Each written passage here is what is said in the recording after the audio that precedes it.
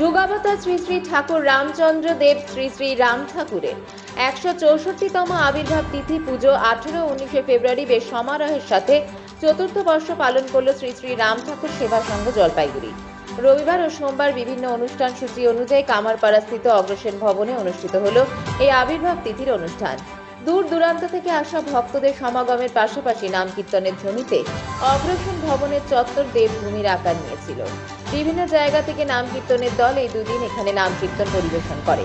ভক্তদের জন্য বই ছবি বিক্রির দোকানও বসেছিল। প্রথম দিন সন্ধ্যায় বাবুঘাট থেকে নাম কীর্তন সহযোগে গঙ্গা নিমন্ত্রণ করে জল নিয়ে আসা হয়, করা হয় বস্ত্র বিতরণ, এরপর শুরু হয় পুজো পাঠ। আজ ছিল এই অনুষ্ঠানের শেষ দিন। সকাল থেকে বিভিন্ন অনুষ্ঠানের মধ্য দিয়ে আবির্ভাব তিথি পুজো, ভোগ নিবেদন, সত্যনারায়ণ পুজো, মহাপ্রসাদ বিতরণ অনুষ্ঠানের মধ্য দিয়ে শ্রী শ্রী রাম ঠাকুরের 164তম আবির্ভাব দিবস পালন অনুষ্ঠানের পরিসমাপ্তি ঘটে।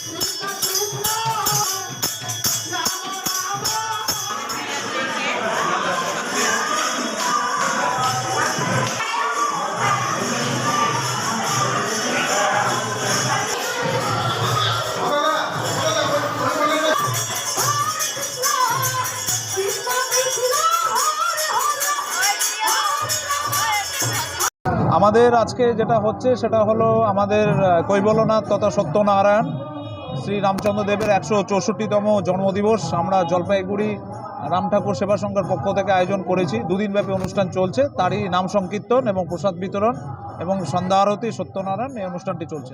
আমরা লাস্ট 4 বছর ধরে অনুষ্ঠানটি চালাচ্ছি, মানে ঠাকুরের জন্ম উৎসবকে। প্রথম পর্যায়ে যখন আমরা শুরু করেছিলাম, আর আজকে 2024-এ প্রচুর ভক্তের সমাগম এখানে হয়েছে। দূর দূরান্ত থেকে ভক্তরা এসছে এবং কীর্তন দল এসছে। সারাদিনব্যাপী এই অনুষ্ঠান চলবে। গতকাল আমরা দুস্থ মানুষদেরকে কম্বল, বস্ত্রদান, শীতবস্ত্র প্রদানও করেছি। তো এই অনুষ্ঠানটা এইভাবেই আমরা আজকে সম্পন্ন করব।